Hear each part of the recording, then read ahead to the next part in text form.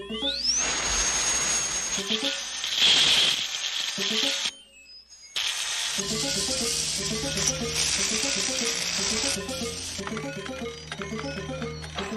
Prototype number 5, Nova Robotics, Damon, Washington. You're a robot? Yes. I thought you were alive, number 5. I let you tear my house to shreds, and you're a robot. You're a machine from that dumb war lab place. God, I'm so stupid. Stupid, foolish, gullible, doltish, dumbbell, lame brain. Shut up, silence, hush, sit on it, Boy, am I the jerk of the world. You're just programmed. Jerk of the world, turkey, idiot, pain in the ass. Well, I hope you're programmed to pay for the mess you made.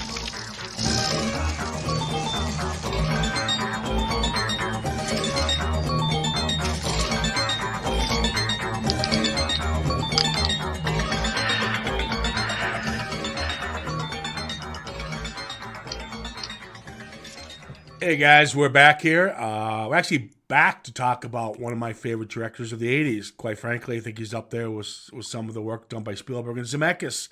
And I think he's underrated. I like talking about underrated directors' work. We have talked about John Badham before. We have talked to him through War Games. Yes. But he has done, I mean, his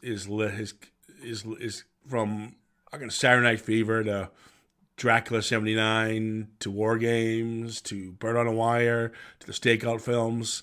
This guy has just got a really impressive street cred and then kind of disappeared into TV. He's still alive, I believe. So, yeah, he does still his TV work, and he works to this day. A lot of directors, Peter Hyams would be one of those guys I think are underrated, who we need to start diving into. He's another one, but he still works to this day. He's good age, but, you know, if he wants to keep working, let him do it. He deserves it. So, John Badham. He just did War Games. I think he did American Flyers with Kevin Costner, if I'm not mistaken. And he went this. The great thing about John Badham, he is like a Spielberg where he can tackle all genres. So maybe not quite as accomplished as Spielberg, but yeah. Yeah, but you can laugh at that, but I don't think that's I'm fair. not laughing at it. I'm just stating it. I know, but I think that's the problem. I think the problem, especially with the 80s, is that the Spielberg and the Zemeckis' kind of, and maybe in John Hughes, and that's just not to take away from these three men. They're all brilliant in what they do. But I think these guys got overshadowed. But people know their films. Oh, I love that film. Yes. But they won't know who directed it. But if you say I love E.T., you know who directed it. Yes. So there's the difference. And I don't know if it's from a marketing standpoint. But yeah, there's certain A-listers, B-listers, and you have these different grades of directors. Mm-hmm. But I always thought John Badham and Peter Hyams should have been up there. Like I said, I have this form. I would like to give. I always like to acknowledge the names, the names that people should know. Well, fair enough. Yeah. So there you go. And this comes to one of the films I saw like 12 times in the theater. Really? I always fucking love Johnny Five. See, I remember I saw this original one with my friend. I think we got it out in video. I might even have seen it on TV back when I was a kid. But I remember seeing the second one in the video shop, but like skimming over it and like going for, I don't know, something like Hellraiser or The Evil Dead instead, or probably Vengeance the Demon or one of the Freddy Kruegers, instead. Well, that's right. Sick freak. Yeah, so this is pleasant. This was written by S.S. Wilson and Brent Maddock, their writing team. They're actually more famous for writing a movie called Tremors.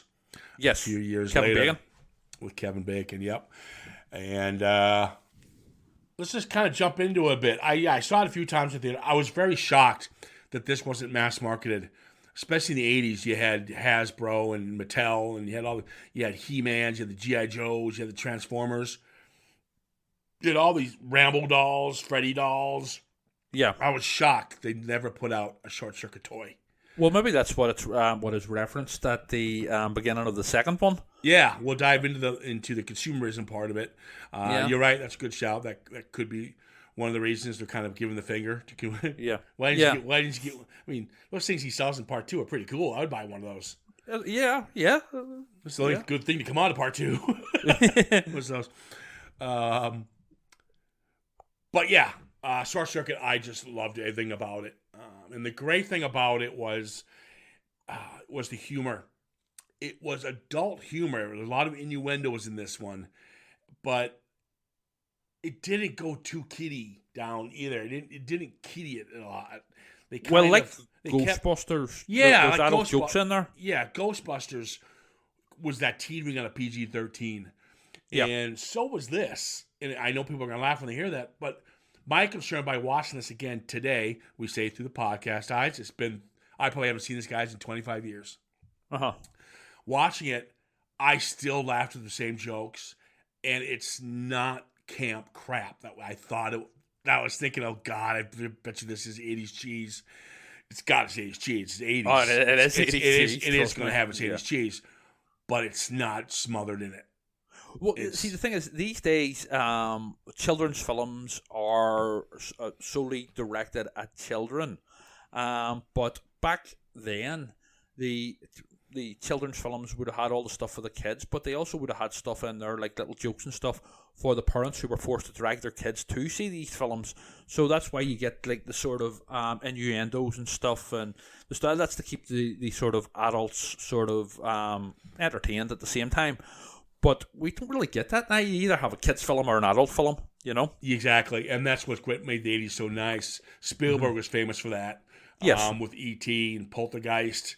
Then we had Ghostbusters, and we had Batteries Not Included, and you had Inner Space, remember that? Inner Space, Explorers, Gremlins. Yes. So you had Gremlins. Even Back to the Future would be another example. Oh yeah, well, Back to the Future, the film about a peeping Tom and incest. Okay, stop with the incest thing. That's not. It has nothing to do with incest. You're a sick bastard. His mother falls in love with him. His mother tries to kiss him. She saw her child in his eyes. That's what she was seeing. You sick Calvin bastard. Klein. Yeah. Oh my God! You leave it to you. We can never do that. It's about a mother falling in love with her son and trying to kiss him. We can never ever do Back to the Future now. Like, because Back you're to the Future sick. is one of my favorite films. No, of all time. yeah, because you like. Not I because know of why the now. incest. I know why. I love myself a good incestual film. I love a good incestual film. That's what you said. That came out bad. Just said you love incestual films. I know. You sick bastard. Look, George McFly's a peeping Tom, and basically Lorraine Barnes, isn't you call her? No offense, it's Chris McGlover. The guy's creepy anyway. Well, I mean, he does creepy well, to be fair. All right, let's go back into this one after he confessed about his incestual. How do we jump? Oh, we need help. No. I timed that really badly. It was like I basically said, "Back to the Future" is about incest, and it's one of my favorite films. Wow. Yeah, that came out really wrong. All right, let's get back to Short Circuit. We've got Steve Guttenberg. We got Ali Sheedy, Fisher Stevens. What's his name again? Alden Pendleton, G.W. Bailey, Brian McNamara, and Tom Blaney. And I gave Tom Blaney a shout out because he's the one who puppeteered and does the voice for number 5 in both films. Very good puppeteering. Yeah, I was about to say he does a lot of puppeteering, so I always like to give a shout out, to Doug Jones and Javier. The unsung heroes. The unsung heroes you don't really see on screen. Yeah. So we got Newton, Stephanie, Ben, Howard, Scroder, which is scrotum. That was pretty funny. That's another example of the adult jokes. Yes. They call the bad guy Scroder, which is obviously a take on scrotum. And then you got Frank. So minimal cast again, which I like, and it starts off pretty much right away. Now we all know that Mr. Number 5 is Saint, which stands for Strategic Artificially Intelligent Nuclear Transport. Yeah. There you go. They do this not really a saint. Yeah, it's a good sort of joke, I suppose. The name. Yeah, and then you got Nova Tektronix. That's who built it. And that's pretty much all you need to know. So you do this demo, and I do think it's so cheesy. Because no offense, a tank would kill these things because they're really not mobile. I mean, they're. I read up. They remind me of the and their look. They remind me of whenever in the Terminator films you get like it flashes forward to like Yes. the future sort of carnage. It looks like some of those robots, Well, that's where they got the design. but nicer. That's where they got the design. Yeah, They got the design from Stan Winston. Stan Winston's. Well, the idea came from the Terminator flashback scenes or flash Yeah. forward scenes or whatever it would be, and Yeah. E.T. Mm-hmm. And then we got Wall-E, which pretty much completely rips this off. No, I would say Chappie even more. And Chappie. Chappie's a horrible film. I like Chappie. Oh, If you can't get over that complete and utter asshole ninja from that rap group Die Atwood, it's actually very, very good. It's a Chappie poor, is a remake. poor man's Short Circuit. Chappie is basically Short Circuit with loads of more violence and guns. It's and Short Circuit with the RoboCop edge. Yes. But I enjoyed it. But yes, Ninja, that guy, that Die Atwood guy, is a complete asshole. Like, if you can't get over him, then it's an enjoyable film. Very enjoyable, I would say. Yeah, but you get my point. Well, they're not really mobile. They're kind of... Well, but it's the 80s, you know? Yeah, that's the way it was. I mean, these little lasers and stuff, pew, pew, pew, and blowing up and stuff. I mean, I guess you got to go with it. Yeah, but I don't have it's because these days we're, well, fuck over AI, but I have actual AI, you know, and all sorts of, you know, high-tech technology, you know. But this was the 80s, you know what I mean? It's you know, and that's part of the... I don't even think, you know, I'm not even a Short Circuit fan, but I appreciate what the, you know, as you were talking in the previous podcast about Doctor Who, that you're not a fan, but you appreciate it for what it is. I would get to see him with Short Circuit here. But yeah, and you know what? The design of Johnny 5 and what the other ones, 1, 2, 3, and 4, you know, that's fine with me. It's a bit kitsch and camp, and yeah, I can run with it. It's the 80s. Yeah, I know, and I'm fine. I'm fine with it. I just feel it's kind of like we talk about the dialects or Ed 209. Just give them stairs, but then fucking love Ed 209. But yes, go ahead. but we do find out that he can jump. Yes, like the dialects. So we got the comic relief played by Ben, played by Fisher Stevens. Yes, and best character in it. Yeah, he's quite good. I give him credit. There's he has some of the fun lines with the scrotum part. Yeah, and the one he goes, "What happens is when number 5 gets out, being struck by lightning." Yes, the leader goes, "What the fuck are you gonna?" Well, no, he didn't say that, but he goes, "What do you do if he attacks what do you call when he attacks a busload of nuns?" He shoots them up, and he says nun soup. Yeah. You know, and I'm not doing the line justice, even though it's pretty bad racially that he's putting on this accent because he is not. He's American. He's in brownface. No, he's naturally darker skinned. Yeah, but I think he's got a bit of assistance here. So I mean, see, at the end of the day, you can't judge the past by modern sort of standards. You know what I mean? That's just, you know, that's so. You know, it is what it is. It's a slice of the 80s, and when those things were okay and they weren't considered problematic. And you know what I mean? To me, he's the best character in it, and he has the funniest lines. I love the line where he's out in the van with Steve Guttenberg. Newton, and he's talking about, where are you from? And he says, I don't know, he says something like Montana or somewhere.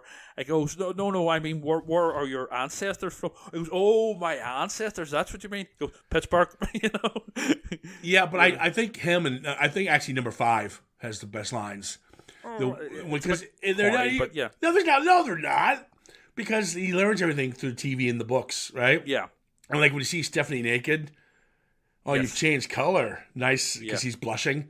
And then he's like, nice software. I mean, stuff like that is, come on. Well, what I would say, I find it's not the lines themselves, which are decent, but the actual squeaky voice itself of the robot is kind of annoying to me, you know? I love his voice. It's just a bit too squeaky and no. Johnny 5's alive. Well, maybe if there's incestual stuff going on, you'd be all into this. Well, yeah, that would be that would be good. No, this was missing something. Mm-hmm. just missing that extra ingredient. Yeah. They should have had a scene where you know, it was Span. I do love her. Well, you do have a scene where it's Span on her in the bath. You know. But he's not. doing it because he's a perv. He doesn't know what that is. He's doing it because he's curious. George That's McFly. That's what I told my attorney.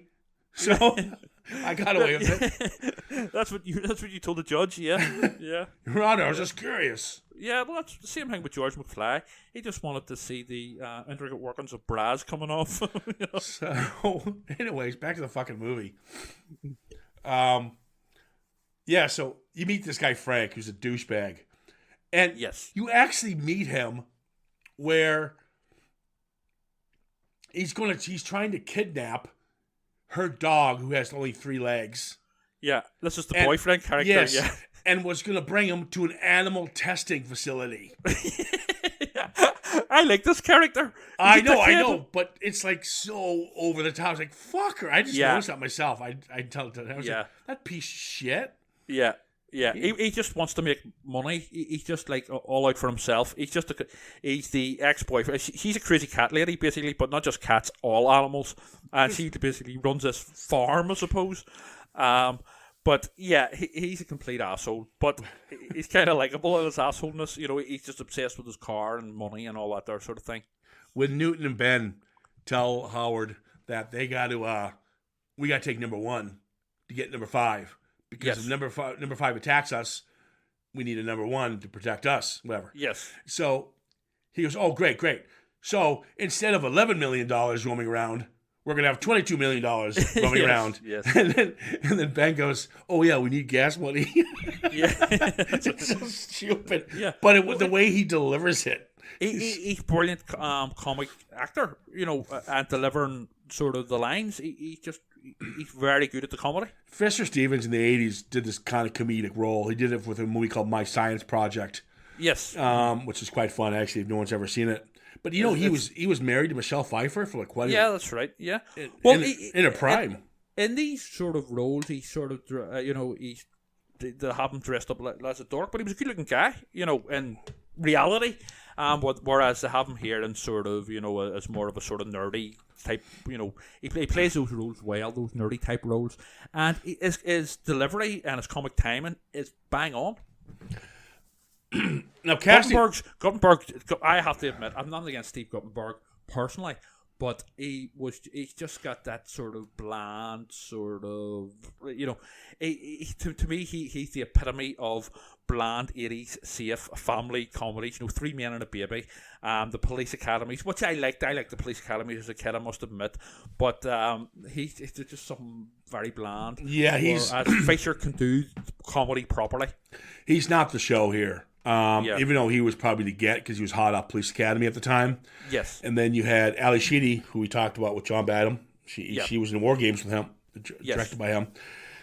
And she was also in this is huge films. This is Ali Sheedy's and number 5's film. Yeah. Period. That's it. And Fisher's as well. He's good, but it's these two. Yeah. When I bring up the Beasley, the dog he was going to take for animal testing. Yeah, bastard. But you can see her love for animals because she's got all these animals she takes in. And so it's a perfect character or side story of a character to understand why she'd be so protective of number 5. She adopts strays, and number 5 is a stray. Exactly.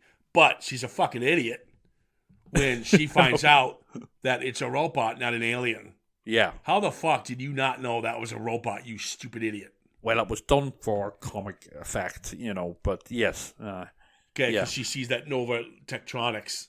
Maybe she thought it was a Dalek. Oh, dear God. I would have went, oh, that's not a threat, no problem. I'll take that in. Or a Zygon. Yeah. Oh, God. Yeah, you kept bringing up Doctor Who again. That was Sorry, the deal. I forgot. Ruined it. Already ruined it. Between that and the ancestral humor, I don't know what's going on with you today. But I do like, and this is what I mean why I catch this more outside of being a little kid watching it. I'm catching it more for how smart it can be. Seeing the Grasshopper is a perfect example I'm talking about. Yeah. He jumps with it, and she's having a good laugh, but he actually crushes it. Yes. And she gets upset about it. But he goes, no, just reassemble it. You can't. Yeah. It's dead. You can't reassemble once you disassemble whatever it is. and he panics because that's what's going to happen to him. Well, this is when he has an existential crisis, and he realizes that what death is. And I think that's quite clever. Yeah, it is. And it works along with Stephanie's character. The arcs, believe it or not, in this film really do work well. Yeah, I think what problems there is with the film is more to do with the delivery. Ali Sheedy's quite poor in this. She's all right. She's passable. But Guttenberg is always bland, sadly. But, it is what it is. And it's... but yeah, there's some good idea. I mean, it harks back to Frankenstein, Pinocchio, which are directly referenced actually in the second one. Yeah, he's reading the books. Yes. So it's a nice. I mean, the character. I know we're talking about a stupid robot, but this is what the second one was missing. Actually, this one got it right in a lot less time. Believe it or not, about his journey and what he wants to be. Yes. And number 2 just pisses all over that, and we'll certainly get to it in a moment. But there's a couple things that did bother me when Guttenberg, let's say Guttenberg at this point, and Fisher Stevens grab number 5 to bring him back. They turn the power off, but he ends up waking up. How does he wake up if the power's off? Remember when he starts replacing? I think it's his soul, his conscience or something. I got that impression where he's more than just a robot now. It's like he's alive, Okay. No, I just didn't get that. So maybe the small part of him, the human aspect of him, motivated, because he fixed his arm and shit. He's become, he's more than just a machine now. All right. I do like when Frank comes after him, and because he finds out about the 25,000 reward. Yeah. And he dismantles his car. Yeah. Well, he deserved that. He was and then pulls his trunks down. Yeah. And then you see that whole Saturday Night Fever scene. Yes. That's John Badham directed that. Yeah. So you got the rights for that, which was I thought was kind of a little nod to the hat for some of his work. I like that. Little silly them dancing, but you got to go with it. It's 80s silly, so it gets away with it. Exactly. I do like when.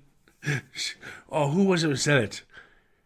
When Frank comes in and he wants to meet the robot. Yes. And he goes, you can talk to him. Yeah. And he goes, how, robot? How? Yeah. She goes, Jesus, he's a computer, not Apache. Yeah. That's a good but line. then they trick him as well. So they trick him. And, for them to get offside. Yeah, the love interest thing with Guttenberg and with Ali Sheedy, you're going to throw it in there, but Guttenberg is. I never thought Guttenberg was a good actor. Sorry. No, Police Academy. He's fun as the lovable, perv.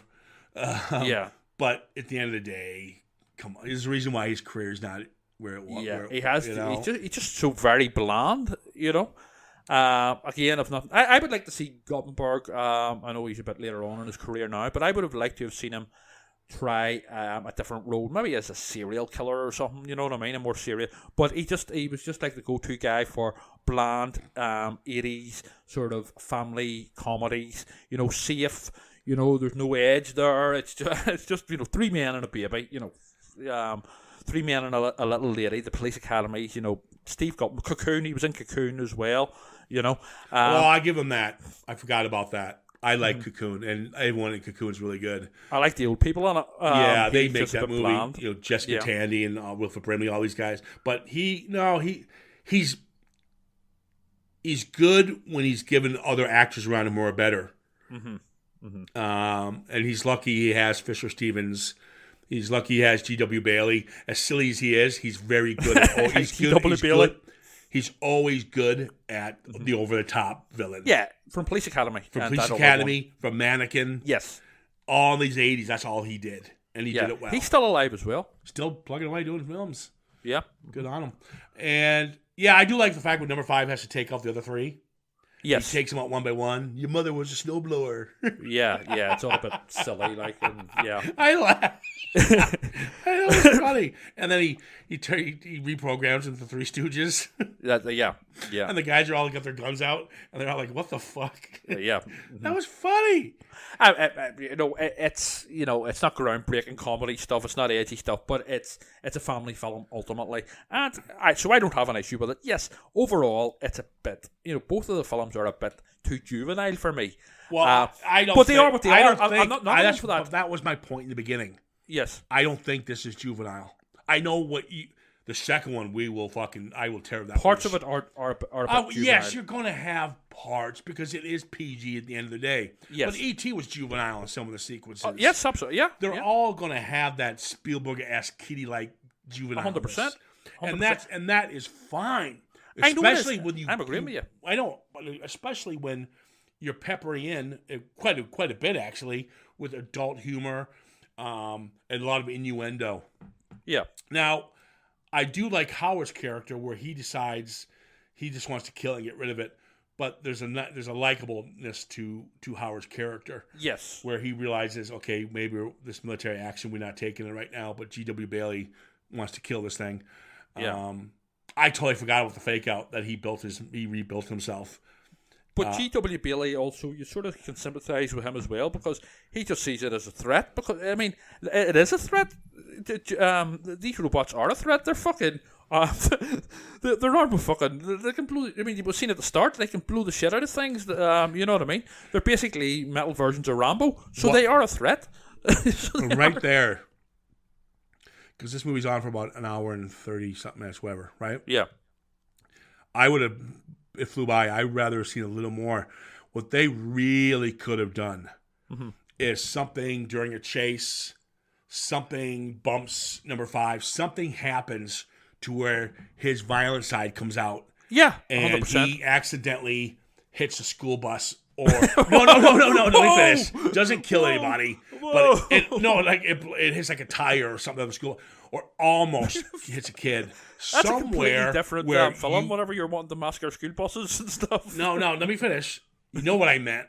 I know. And what I'm saying is, you could have, because once he's escaped, he's playing with butterflies and playing with puppies and dancing and Saturday Night Fever.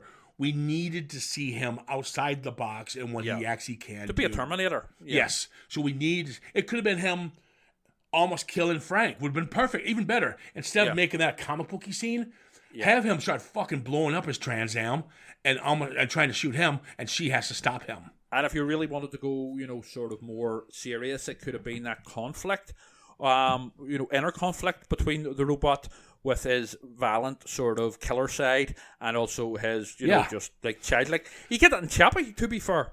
I know you don't like Chappie, but you do get, a bit of that, well, a bit of it in Chappie anyway, which is, for all intents and purposes, a remake of the Short Circuits. But, 100%,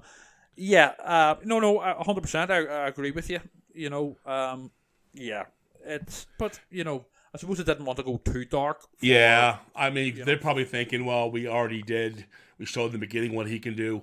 But you needed to see that threat, not in a military situation. Yes. You needed to see it in a civilized civilization, in a general population area. Because that's what Scrotum Sack is afraid of. Because there's actually I know, I'm joking. I know you are, you sicko. Right. but Scroter, actually, there's actually a scene where he says, to Howard, I think, he says, do you have children? He goes, I have children. I have to protect my children from this. What's the effect of this robotic killing machine? Yeah. So you get him, and his character is actually well defined. So at the end, when he gets it, well, you think he gets it. I forgot that he faked him out. Yeah. Can I just say, one thing that did piss me off, Fisher Stevens is missing completely from the finale. Yeah, because he's not in that area. Yeah, I know, but I think he should have been in the finale. You would have too many. I suppose, but well, he gets his chance in the second one. Well, they make up for it. Yeah. Oh, they make up for it, all right, by giving him once the finger. Yeah. All right. So he survived, number 5, and they go to Montana. Yeah. So I still like, if this comes on 4K, which it will, I'll buy it in a heartbeat. It's such a good movie. I still holds up. I really do like this film. It's got some kiddiness, but that's not the film's fault. That's when it came out. That's That's its core audience. Yeah. But it's a happy medium, gives us some of the adult humor that I can take away from me today, and it still got that kiddie humor that I liked when I was a younger kid. I was younger at that time seeing it. So it's got the best of both worlds. And I love number 5. I really do.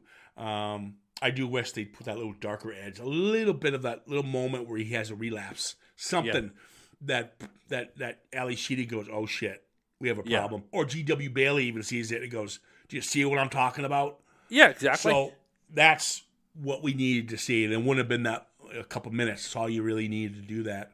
I do love it in the 80s, the end credits. They did all these films. They always give us a recap of what we just saw. Yes, I know. Yeah, it's pure 80s. Like, this film, it is what it is, and I appreciate it for what it is. It's not for me, and that's okay. Even as a kid, I never really jumped on the short circuit bandwagon. But you know what? Each to their own, and I appreciate it for what it is. It's a slice of 80s cheese, and that's okay. It has some good moments, and bit juvenile, but that's okay too. All right, so this made $44 million. It was a big hit. They greenlit one right away. Steve Guttenberg to this day says he regrets not coming back. Yep. We talked about Guttenberg, and it was okay. In the last one, he was passable. But we weren't he came back focused for on him. about fucking 20 police academies, so I don't know what his problem was. So, and believe it or not, despite it being more, like I mentioned, number 5, an Ali Sheedy story in that one, and then Ben coming in and stealing some of the scenes. Yeah. Gutenberg was kind of a back, in the back of the queue there. Yes. But I'll say this. In this one, we were missing that. We needed Guttenberg back. We needed a straight guy. We needed Guttenberg back, or even fucking Ali Sheedy, not a voice recording. We needed a straight guy, because this is just all out. An attempt at a complete all out comedy. There's no straight guy because you have two sort of silly comedy characters. With Fisher Stevens and Michael McKean. I like Michael McKean a lot. He's the best thing in. Yeah, he is the best thing in, and Jack Weston's nice to see. Cynthia Gibb was kind of a get at the time. So quite likable, actually. Yeah, the cast is fine, but you needed somebody from the original, not Ben. Nothing against Ben, but I'm telling you right now, he doesn't carry a film. He doesn't carry a film. Yeah, you needed that other team. He's good in small doses. Yes, he's good as a supporting role. But he hasn't got the character doesn't have the weight or to carry the entire film on his own. This was directed by a man called Kenneth Johnson. He's a competent man. He's the producer and writer of the Alien Nation series, Bionic Woman. I remember them. Yeah, makes sense. I like the Alien Nations where they used to get drunk with milk and stuff. Yeah. It was. So we got competency on board. The same writers are back. What could go wrong? Well, everything. Oh boy, Tim Blaney's least back, thank God, and who played number 5, and then obviously Fisher Stevens, and then as we mentioned, Michael McKean, Cynthia Gibb, Jack Weston, and Dee McCaffrey. That's all again small cast, which I liked. I am so after watching one and watching these back to back, actually. Yeah. I am so angry this got produced. Fisher Stevens said to this day they were trying to do a reboot, and he was asked to come back, and it obviously didn't happen. But he says it's because of 2. Right. Nothing really. This just bombed, and people knew it right away. It's just all you needed to do was Short Circuit 2. Was have him on the farm in Montana, living his little life with Ali Sheedy and Steve Guttenberg, and then the military finding out where he is. Mm-hmm. Because this has so many questions that don't have answers. They don't have answers to about that. So that's what they should have done, and kept it more rural. But this is a fucking train wreck. And it's Johnny 5 Takes Manhattan. Jesus, this is just, I don't even know. This will take us 5 minutes. I mean, that's how long it took him to write this. So, I mean, even David Shire did the score from the first one, And that opening sequence is fun. It's like little digits, you know, it had that little keyboard digits like you play on a computer, but it's done orchestral, and you had them building number 5. It was fun.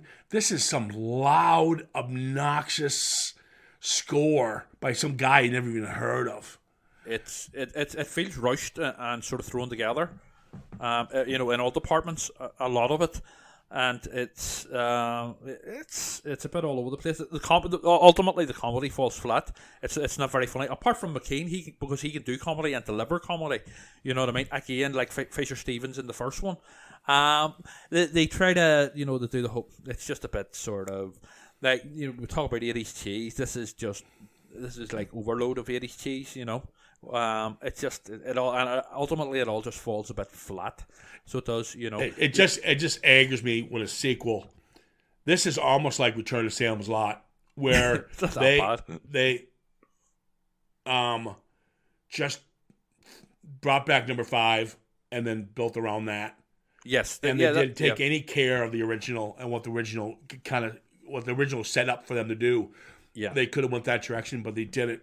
And they would have been half the budget because you're going to more rural. Don't go to a city and spend all this money on and then not spend money on, well, good, you know, like good practical and good scripts and good everything else. Yeah, it's like they took the best parts of the original and just threw it together in this one with some extra characters, and they tried. It's rushed ultimately. I think it just feels rushed, you know. So.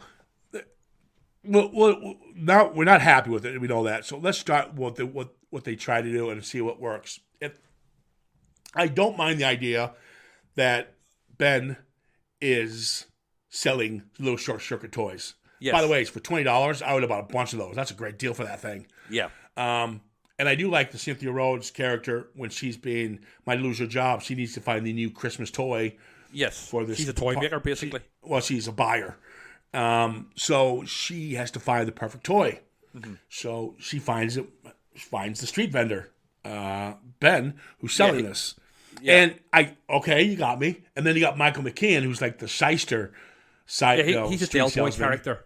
You know, he's the what's that character from Only Fools and Horses? Del Boy. No, I don't know who that is. Have you seen? No, is it Fagin?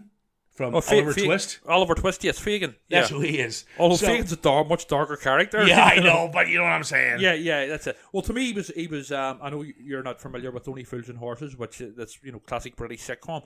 But Del Boy, the main character in that, is a market trader, and he's a bit dodgy, and you know what I mean. He's like a sort of a lovable rogue, you know.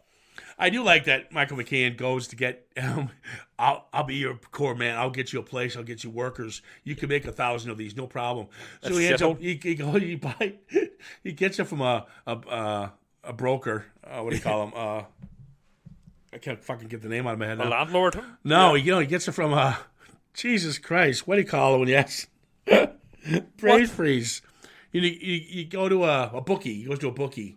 Yeah. Oh, sorry. Oh, a loan shark. Loan shark. He goes to a loan shark, and he gets the money, and he gets this shit warehouse, and he gets a bunch of homeless people. To work for him. Yeah. It could have been like Theater of Blood. Yeah. And then at the same time, these guys are trying to steal these jewels from the bank across the street, but they need to go underneath, so they're using their warehouse. They're terrible villains. They're terrible villains, and they have to try to get them out so they can continue their work. Yeah. Pretty poor. I'll tell you that right now. I do like the twist. I did not see Oscar as one of them. I didn't see that. I didn't see it coming. I've never seen this before. Again, as I said earlier on in this podcast, I remember skimming past this in the video rack and going for something a bit more sort of edgy, and I don't know, it could even have been a Stallone or Arnie film at the time. But so this is my first time seeing this. And I didn't see the twist coming, but at the same time, I didn't give a fuck either. You know? Yeah, but that's my point. You had something. I mean, if you have some things that work, yes. Here's the big faux pas on this one, by the way. Big faux pas.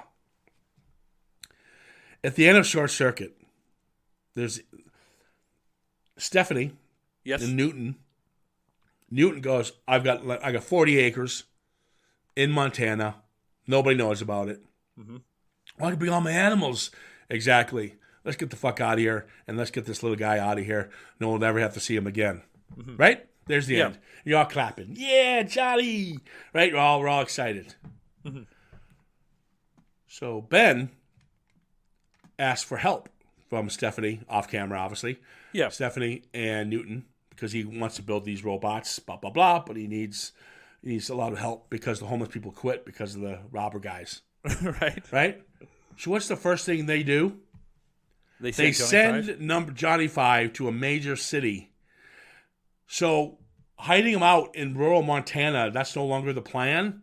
You're going to send him UPS. In full public view. To a major city. To New York, which is dangerous, known for its crime levels and stuff. Yeah. It's convoluted.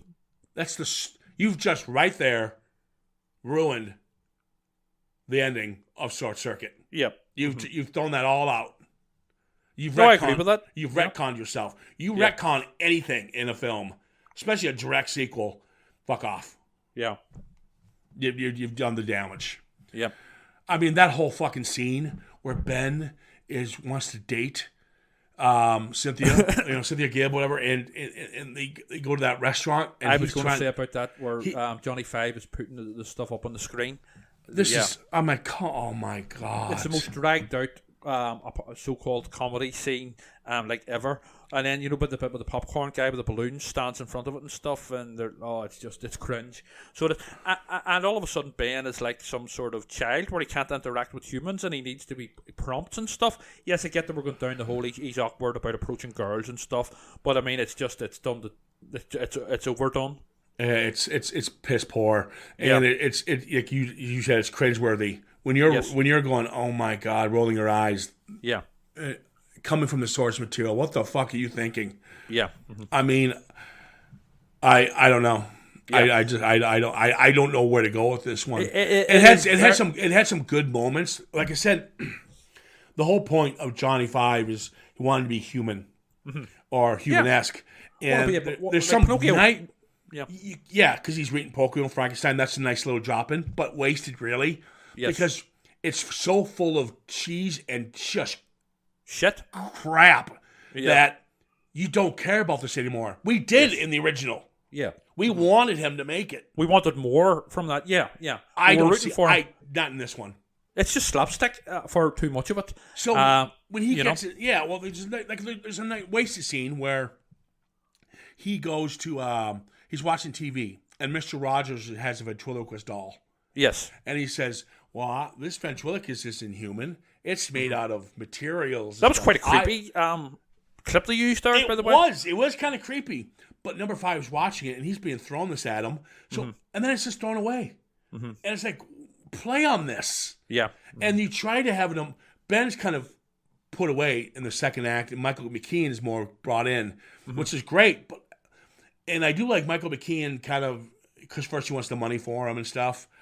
Don't even get me started when he jumps out of the fucking the skyscraper. Yeah. Oh my God. Yeah. Then he becomes RoboCop with a fucking. Yeah. Exactly. I mean, this is all complete nonsense. All the way through. It's a series of sketches. Essentially, it's Johnny Five gets into some sort of silly baller. And but escapes from it just with a quip or whatever. It's a series of sort of sketches essentially, and set pieces, and just all thrown together. That's what it felt like to me, including the finale, which is ridiculously stupid. And the big problem is you can get away with that if it's funny, but the comedy just falls flat. The only character here worth mentioning is Michael McKean. The Michael McKean character. Well, even to piggyback on the Michael McKean part, when he is brutalized, and it's an ugly scene when he's being beaten, number 5, in broad daylight, by the way, in the middle of the city. Yep. But you didn't. I can't believe I'm saying this. I was like, okay. Yeah. If this happened in the fucking in the first one, I'd be almost in tears. It's down to the direction because it's down to the direction and writing. You have given us. You've done this right after the fucking horrible date scene, and now you want us to feel sorry for this? It's like Carry On Robot in New York, you know? It's just it is silly. You had such good scenes that you could have. This movie's an hour and 53 fucking minutes. Yes, I was going to say that as well. It's way too long. Yeah, cut this to shreds. Yeah. And give us some of the darker stuff. Get rid of the dating scene. Get rid of all that. Let him just. Yeah. And the Michael McKean stuff in him work, especially when he's trying to fix him at Radio Shack. He is the only character that goes on a proper journey here. Yeah, because he becomes kind of a hooligan. He's like Han Solo, for want of a better word. Oh God! You know, Well, I mean, obviously nowhere near as good. But he goes on that sort of journey where he's like a sort of lovable rogue out for himself. And doesn't care, about anyone else. It's just about making the money and stuff. To actually having a heart by the end of it. Like he's trying to put them together, and it's his eyes hanging out. It's kind of and you're supposed to be tough. At this point, like I said, I checked out. I didn't care anymore. Yeah. So, but there's McKean and him bonding as he's trying to fix him. Yeah. Telling him to stay awake, buddy, stay awake. I'm going to get you back up. And you see the bleeding, but it's actually just battery acid, battery fluid. It's oil or some shit like but that. It's well done. Yeah. So and that pisses me off even more because you have the talent. Obviously, there's competency here, and the rest of this film is complete shit. It needed edited heavily, and also there is an issue with the comedy not working. And the problem with and then you're right, and the comedy not working means this scene won't work. And also, exactly. But also, I know I said about the first one, it's a bit too juvenile for me. But at the same time, it's also likable in a way too. But with this one, it's just like they just go over the top with the juvenile nonsense, and it's just you're just looking at your watch saying, "Just to end this shit," Yeah, it's. And don't get me started when the Rambo scene when he starts gearing up in the Rambo gear, and then he jumps on top of number 5 and they start going through the streets to try to find the robbers and. Oh no! I thought you were talking about the James Bond scene at the very end where he's going after the bank guy and the speedboat. That's what I'm talking about. It's the same chase. Yeah. So, but it's, and then and this is how bad this movie is. There's a scene where number 5 is watching TV and he sees Tarzan. I knew it was going to happen. I knew it was going to happen. You knew it was going to happen, and you were begging it for not to because that would be horrible. And guess what they did? They did it. Yes. Yeah. It's set up just like within Gremlins, where the Mogwai creature is watching Rambo. He's going to turn, but it's done very well there in Gremlins, by Joe Dante. Whenever he actually becomes Rambo. With this, it's terrible. I think they probably ripped that off. Actually, Gremlins, but it's terribly. I knew it was going to happen. I knew this was going to come in at the end. It's going to be Tarzan, and it was just like, oh dear, I mean, fuck me, man. I mean, and then not only do you fuck us through this entire film, I mean, you fucking just went to town on us. Yeah. I mean, this is. I almost would say, I can't believe I'm saying this. I actually will say this because I love the source material so much. Mm-hmm. This is worse than Stop or My Mama Shoot.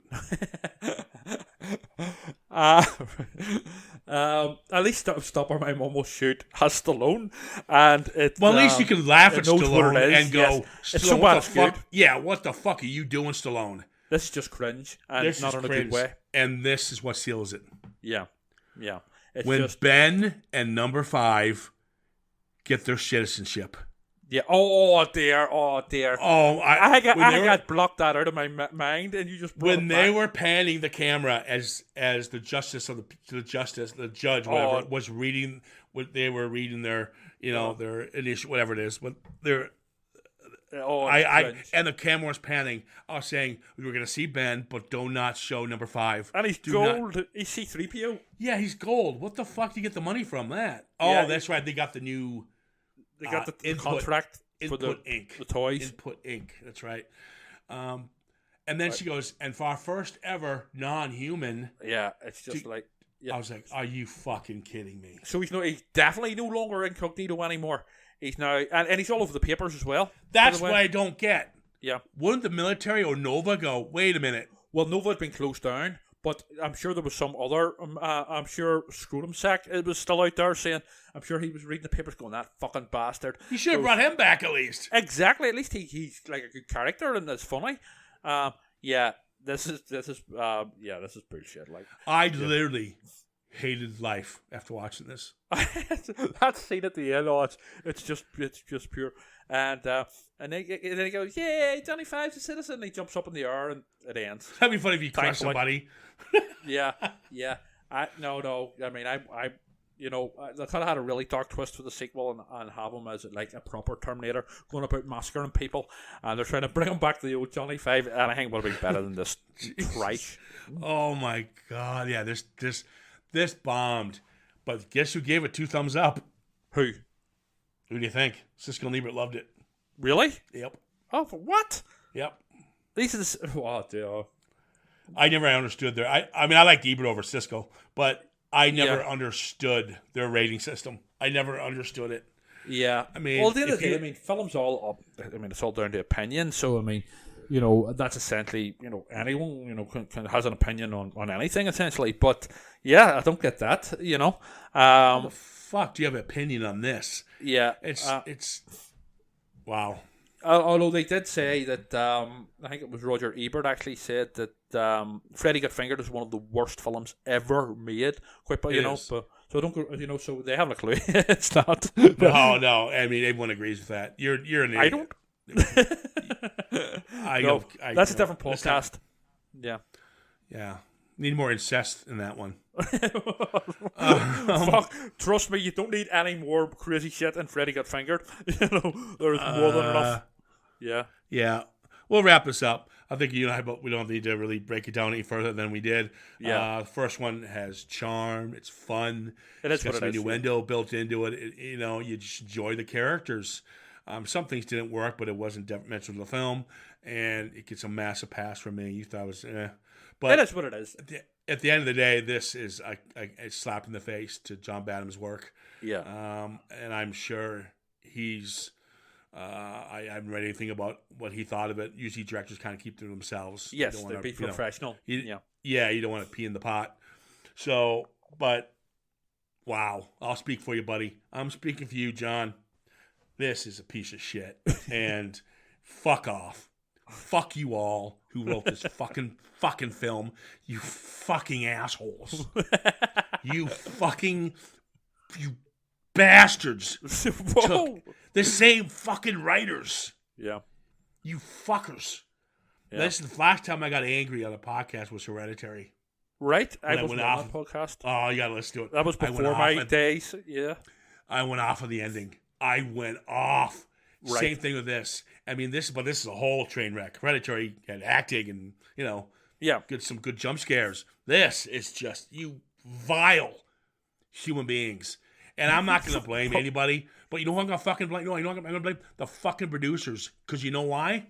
It's the same producing team. Yeah. It was rushed So through. you have taken a director's vision and you have pissed all over it by doing a money grab. But guess what, assholes? This movie tanked.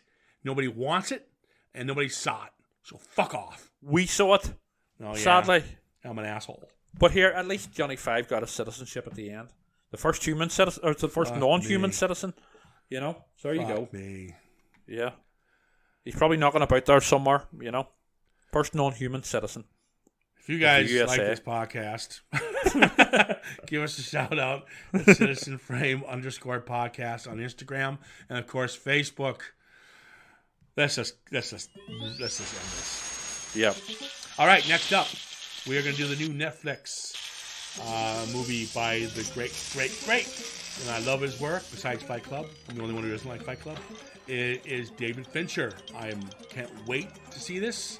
It's called The Killer with Michael Fassbender. Yep. So supposedly research his career a bit. So we'll see what that's all about. That's up next. Guys, take care of yourselves. Have a good one.